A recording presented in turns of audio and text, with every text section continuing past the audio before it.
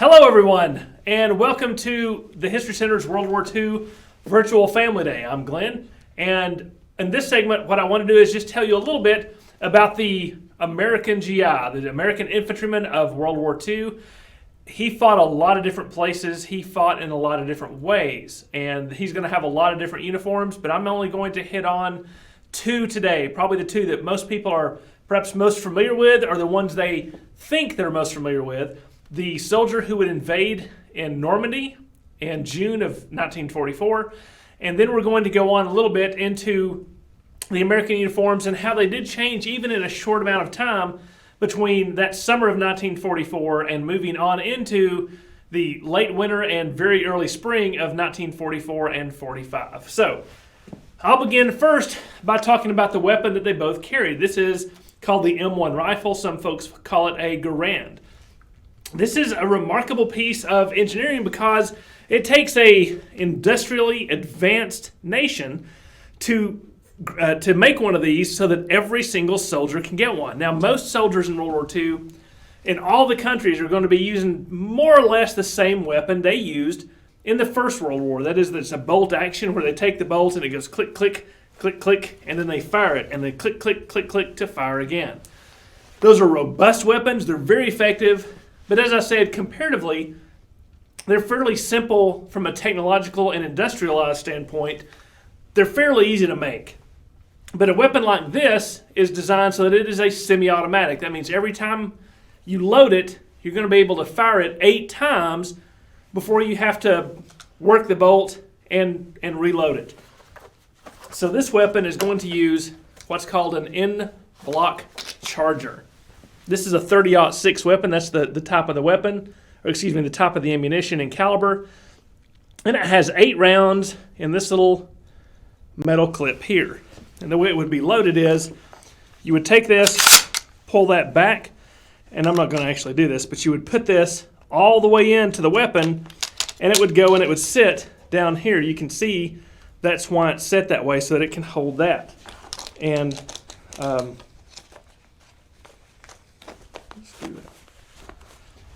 so then you're going to have to put that down and then release the bolt, and it comes up.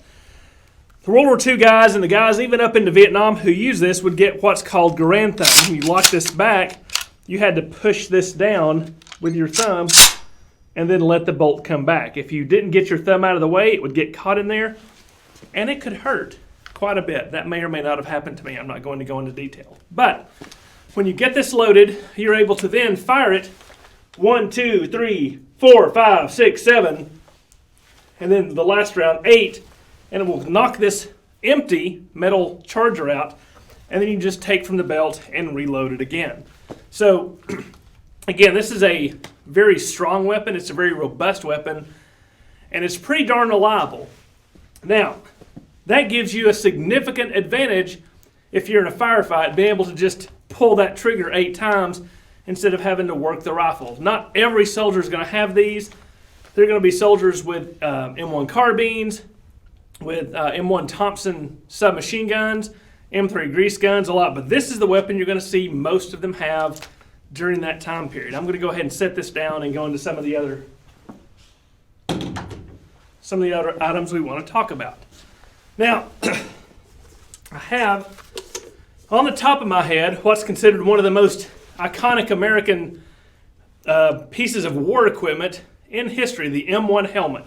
This outline just screams America. This was actually developed in the United States in 1942. So we went through the first part of the war without a lot of these to issue. You still see a lot of the old World War I helmets. But this one is interesting in that it has a liner on the inside. And the liner actually comes out. The liner is fiberglass resin. It can be adjusted with the webbing inside, and then you have just the steel pot. This is manganese steel with its own chin strap. So you could wear this separately, usually only for training or parade purposes, so that you wouldn't have to have that big heavy helmet. It has its own leather chin strap, as you can see here. But when you're using them together, you put the liner in, you put the leather chin strap around, and almost all soldiers you see, American soldiers, have their chin strap put up on the back of the helmet so that it doesn't get in the way. We say it's a chin strap, and it is, but very rarely in these images or talking to vets do they take this chin strap and actually fix it under their chin. You see pictures and movies of when they run, they've got their gun in one hand, they have their hand on their helmet in the other to keep it on their head. A lot of different GIs tell you a lot of different reasons why that is, but it is very interesting, it is very unique, a very, very common way to carry this. And the question I asked of it, well, how did you keep it on your head? And his answer was, we didn't. So they had to pick this thing up a lot. Something else to go into, speaking just as a side note, speaking of World War II vets, almost every infantryman in World War II that America fielded is going to be about 20 to 22 years younger than I am right now. They're young men. They're fresh out of high school. Most of them have not even gone to college yet. So this is going to be a brand new experience for them. They're going to see things. They're going to be trained. They're going to meet people from all over the country. And this is going to create a really interesting social situation moving on, into the wartime, into the post-war era. This generation of young men is going to have more experience of the world, let's say, than most generations had before them since World War I and maybe even going back into the Civil War. Now, this early period, you can see I still have on wool trousers, and I have on shoes that have gaiters. Let me back up. If you can see, these gaiters are actually laced up on the side. So the shoes that I have on are only about ankle tall, and then I have to put these gaiters on both feet.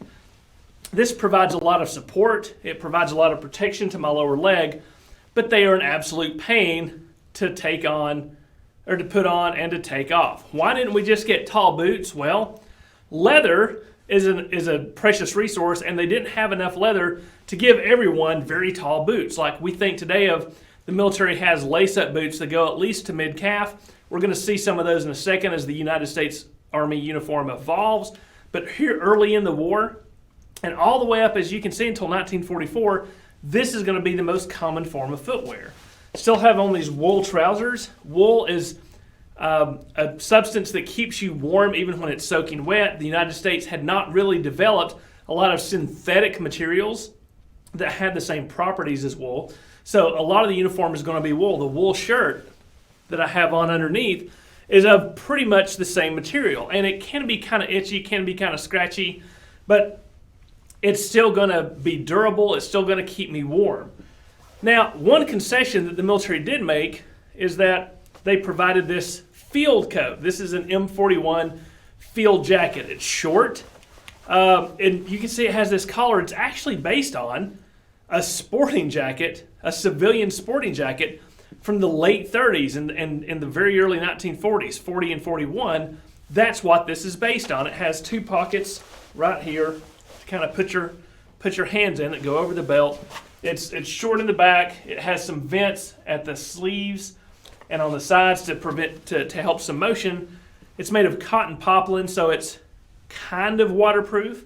Has a wool lining to make you warm, but this is kind of fashionable. It does keep you warm, but it is a remarkably ineffective piece of combat equipment. It doesn't have enough pockets.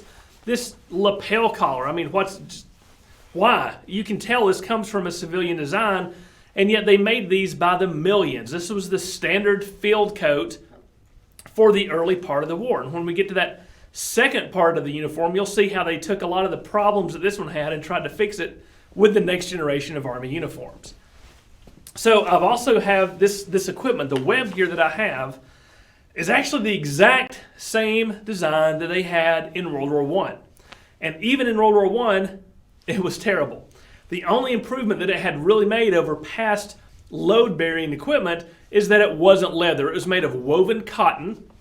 This is all cotton. It's all woven on machines. And I'll get a little closer, and you can see this has 5 pockets on each side. Right? That's what this ammunition piece is that's what they go in. Each one holds 1 round. So you're going to have 80 rounds that you can carry on the belt. And on the belt, let me turn around, you can see I have a first aid kit here. This has just a small tin that's going to have some basic bandage and some sulfa powder that can be put over a wound. This is supposed to be mine. I can use it on one of my friends if they get hit. But the idea is you use whatever bandage is on the person who's been wounded. That's the idea. Over here I have my canteen. I'll get into the canteen more in a second, but in this pouch is a water bottle, an aluminum water bottle, with a cup that goes inside that kind of goes with that mess kit. And then let me go ahead and take this off so I can show you some of the problems with it. For one thing, as you can see, it's all set up in one big piece. You can't make the backpack so that it's separate from the belt. It's all put together. And this backpack isn't even really a bag to put stuff in. You connect your bayonet for your rifle over here, but if you noticed, it was way over there and you cannot reach the thing. This is called technically a meat can pouch. This is what the mess tin would be kept in with your spoon, your fork, and a knife. I'll talk more about that mess kit in a second. We have here, not a shovel, an entrenching tool, and that's tied in. It's basically the entrenching tool.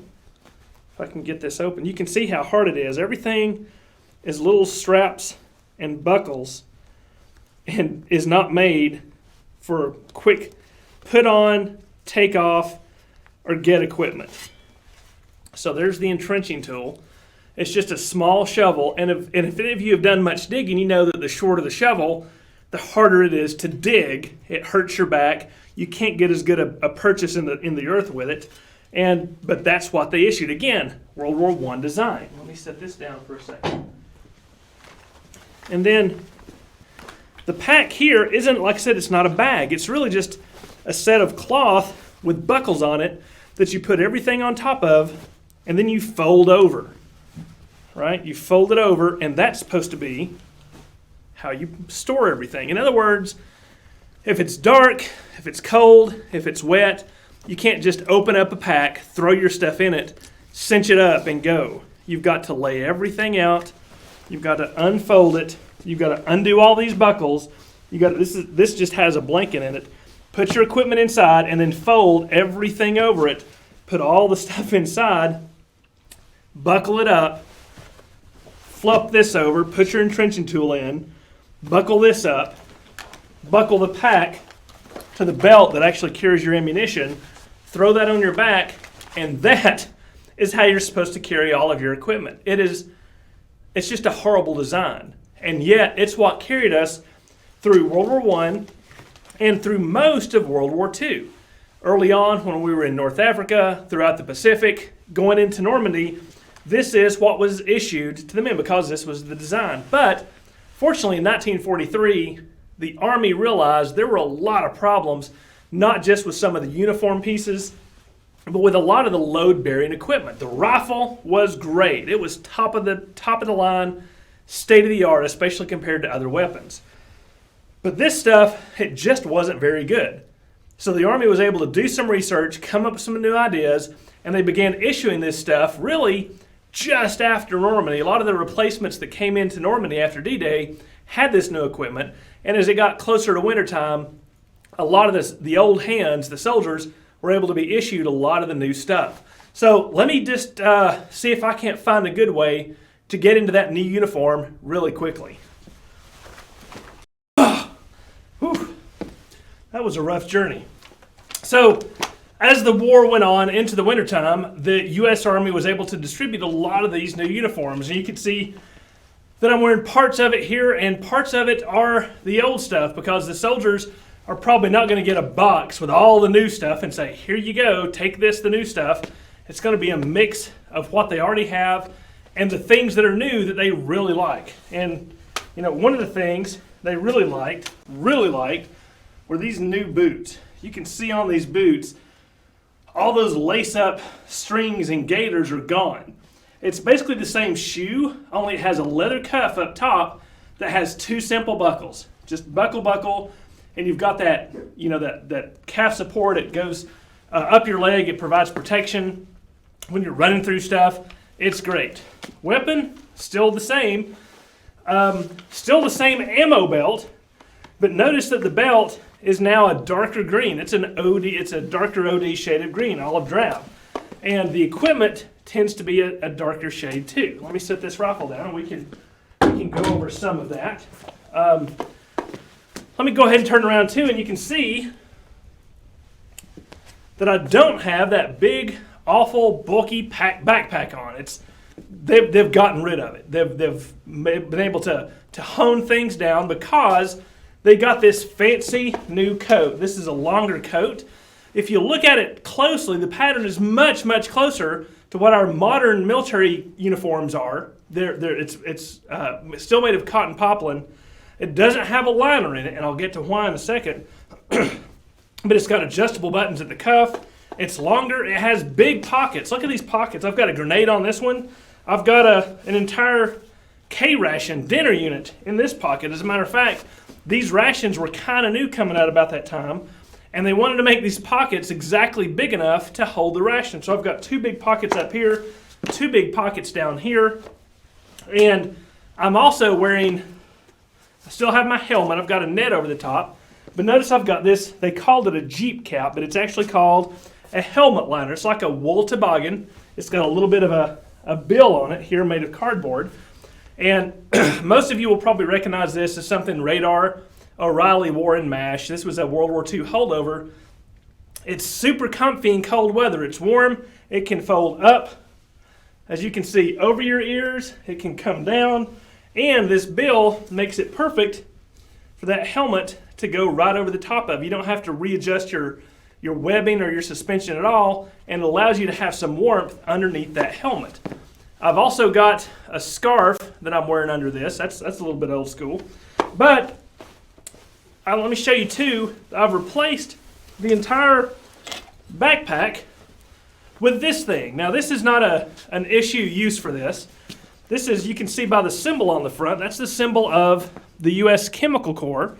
And this is supposed to be the new 1943 gas mask bag that you put your brand new gas mask in.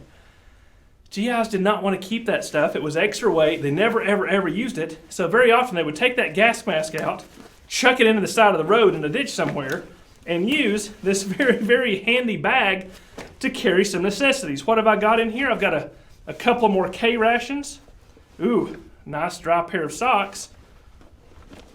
A flashlight, and some of my personal equipment, some of my personal hygiene items. We'll talk about those in a second too. But you can see it's in a bag, pop it closed, it's got a strap on it. I just put that over my shoulder and I can go, right? Just stuff the stuff in, pull it out when I need it, and I can just toss it to the side and pick it back up later. It's not that weird conjunction of buckles and straps and everything. So much better. And we're still using the same belt, but as I said, we've taken the items off of the pack and put them on the belt. This makes it a lot easier to move around. I put my bayonet here, so it's much easier to reach if I need that. Still have my first aid kit. Still have my canteen here. You still have to have water. And I have a new entrenching tool. This is a 1943 model entrenching tool. And the great thing about this is, some of you may have seen this. This is the precursor to a lot of our camping equipment now. As I said, that other entrenching tool was very short and was very hard to use. This one folds, right? And you can fold it and lock it down, and you have a much stronger, much better, longer entrenching tool, and you can adjust it so that you can dig into that really hard ground, and you can have it as a thing where you can dig your foxhole this way. This is a fantastic piece of equipment. The GIs loved it. I'd love to tell you this is a piece of American ingenuity, but I regret to inform you that this is almost a direct copy from something that the Germans came up with in World War II, and we got a hold of it, loved it so much, decided to make it a part of U.S. equipment. Same thing as the bazooka. We'll get to that a little bit later. But as you can see, this everything's just on the belt. That's it, right? Part of that is new equipment. Part of that is using old equipment. But it's also about GIs who have more experience in the field, who know what they need, what they don't need, and they're going to be moving into areas where they don't need to carry a lot of equipment. They're not going to need a blanket or an overcoat because they have this new snazzy uniform. So one of the great things that they developed with this 1943 uniform is the concept of layering. Now, folks had been layering, but that really hadn't been applied to a military uniform. So what you see is, rather than trying to give you, a shirt, a jacket, and an overcoat, and that's it, the Army decides that they would use different layers to try to get to a point where you're wearing the amount of clothing necessary to protect yourself from the elements, but not so much that you're bogged down by this big overcoat that's hard to move in and things like that. So this 43 jacket, you can it has a liner, like a quilted liner that you can put inside of it. You can have it plain. It cinches. I also have on, I've layered, I've got, as I said, this scarf, then I've got this wool sweater. Underneath the wool sweater, I've got that same old wool shirt. Underneath the wool shirt, I've got a cotton t-shirt. So I've got a lot of different layers on here to get me ready to fight in that cold, cold winter of 1944-45 in Europe, around the Battle of the Bulge, and the different forests, the Argonne Forest, and it was one of the coldest winters that Europe had experienced in over a century, and the GIs were fighting this. Some of them are not going to have all the equipment they need, but a lot of this new equipment got to them just in time and sort of put together with their old equipment, turned into something that, while it may not have kept them comfortable, it at least kept them warm and kept them operating. And again, this is just a much, much better garment and a much, much better uniform than that early thing. GIs are going to carry, as you can see from the slim down belt, as little as possible. But one of the things they're certainly going to need to carry are a few basic comfort and hygiene items, and we're about to go into those right now. All right, now, everyone, I want to go over with you just a little bit of a GI's personal kit. Now, we've gone over the uniforms and the weapons and the things you see on the outside, but every soldier is going to carry with them just a few comforts of home. It's going to be very minimal. They don't want to carry a whole lot of stuff with them. But there are some basic necessities, things like food and cleanliness. Field hygiene was actually a very important part of a soldier's training and a soldier's experience. They've got to stay healthy, because even little nagging things can take them out of the front line. And that's one thing that the Army simply can't afford, is to have soldiers not able to fight just because of uncleanliness issues and things like that. So I want to go over that with just a little bit with you. One of the most popular items that you're going to see is this mess kit. All right, this mess kit, basically the version of it, a simpler version of it, came out in World War I, and this was supposed to be what a soldier would receive his food on. Now, early on, when field kitchens were around and they could go through, they would take their field kit, their mess kit apart. That's actually what this little pin is here for. And they could, set it up like this. They could go through the line, they could get their food put on there, and then they'd take their fork and their knife and their spoon and go sit down somewhere and eat it. This was a very popular item, but in the field, with some of the rations that the GIs had, they're not going to be prepared meals. They're going to be from a box. And I showed you some of those earlier, what those boxes would look like. They'd be very basic, and they would be totally disposable. And all a GI really may need to carry with them at that point is a spoon. So, mealtime is not set. Mealtime is not necessarily going to be hot food. It was great when they could get it, but usually it's going to be those K rations or C rations that come from a can or a paper wrapper. Now, go over with you a couple of those small items like I was talking about. And again, this seems somewhat mundane, but it's a relatively important part of a soldier's kit. So we have here the basic hygiene items that I just want to go through very briefly with you. One of the most important, of course, is the foot powder. They're going to be marching everywhere. They're going to be in wet climates, dry climates. They're going to need to take care of their feet, because if their feet go bad, they can't march, they can't fight. So this is, again, an important part of a soldier's hygiene training, is making sure that their feet are taken care of. They're going to be issued with their own tin of foot powder, and they're going to be kept in a steady supply of it. They're going to carry a little bit of money. This specifically, this obviously is not United States money. This is called occupation money. When the soldiers, for example, went into France, this is what they would be given to spend locally. There's still going to be farmers there. There are going to be shops open. The soldiers may want to purchase food items. They may want to, buy a hunk of cheese or a gallon of milk from a farmer. They don't want to just take it. We're the good guys, remember? So we want to have some sort of exchange, and so it was agreed upon that the French government in exile agreed to accept this as legal tender from the Allies. So the soldiers were issued, this is, again, occupation money. It's 5 francs, 10 francs, things like that the soldiers could pay for items with. They're going to have books of matches, usually patriotic. Of course, this has V for victory on it. They're going to have something they can write notes on, or maybe even write down a letter from. This is a Red Cross prepared and provided, just a small tablet with a calendar on it and a pencil that the soldiers are going to be able to take notes with, write notes down, maybe even send a letter home. And then you've got your hygiene items. You've got a tin that they could keep their soap in. You've got toothbrush and tooth powder. Again, this is old school stuff, people. Usually we have toothpaste today, but back in the 30s, the 40s, it was usually a powder that was kept in a tin, and you would just take a little bit of powder, wet it, and then brush your teeth with that. You've got, of course, a comb. You've got a small towel. You have a mirror so that you can see yourself and how pretty you are. And a shaving kit. You're going to have shaving soap. You're going to have a brush to apply the shaving soap to your face with. And then you're going to have an old safety razor that you just shave with and keep your face clean shaven.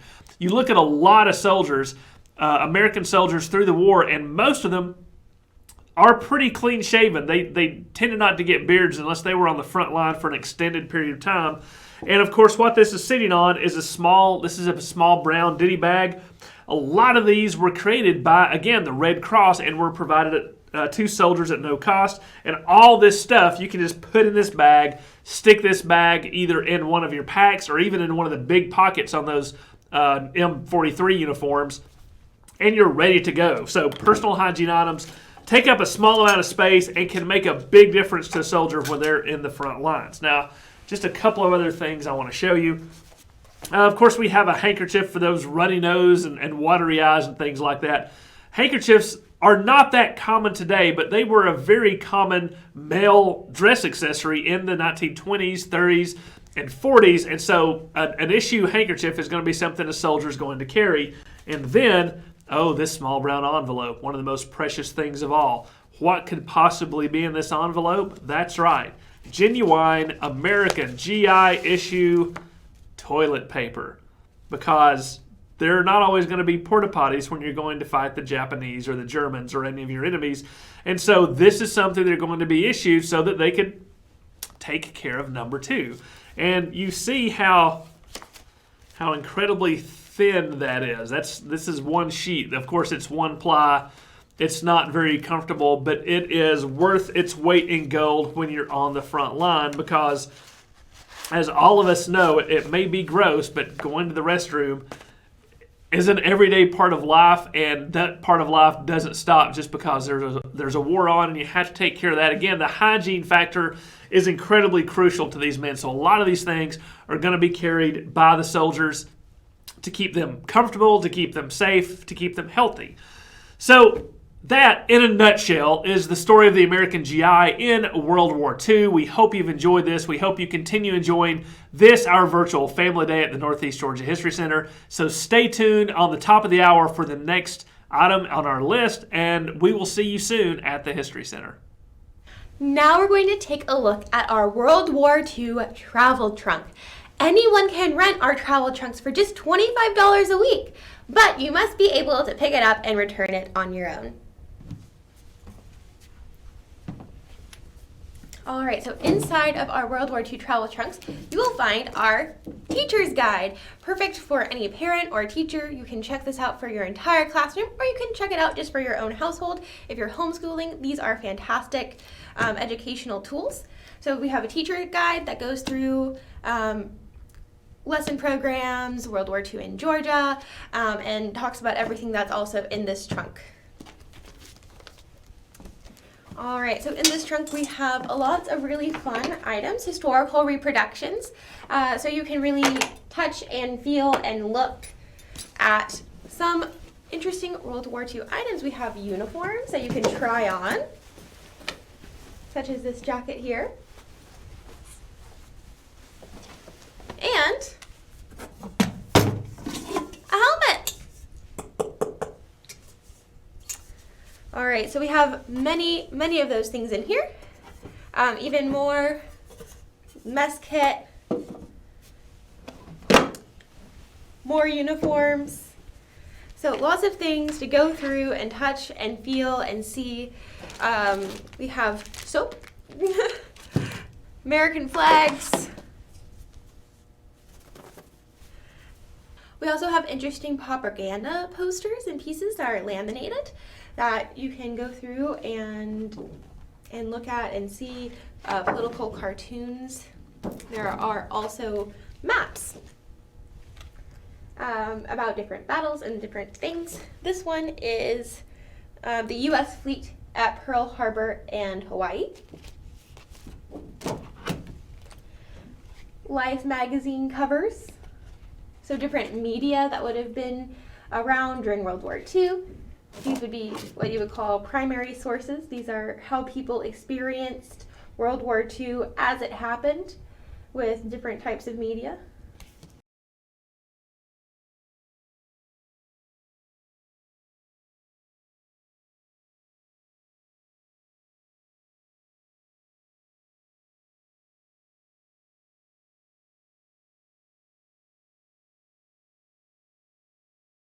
We can do it. And then there's also a large amount of books that you can go through and read. So this one is World War II in the Classroom, a collection of activities for grades 5 through 12. Here we have Baseball Saved Us, about World War II and baseball. A New Coat for Anna. The Journey That Saved Curious George. And, ooh, I love this one. Everyday Fashions of the 40s, as pictured in Sears catalog. So this is just a few of the books that are in here. There are many more that you can read and enjoy and learn from.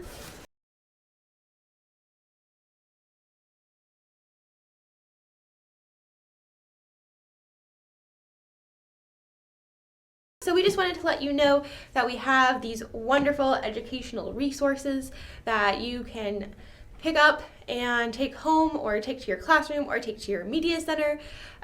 You can email me, or you can go to our website that is negahc.com/trunks.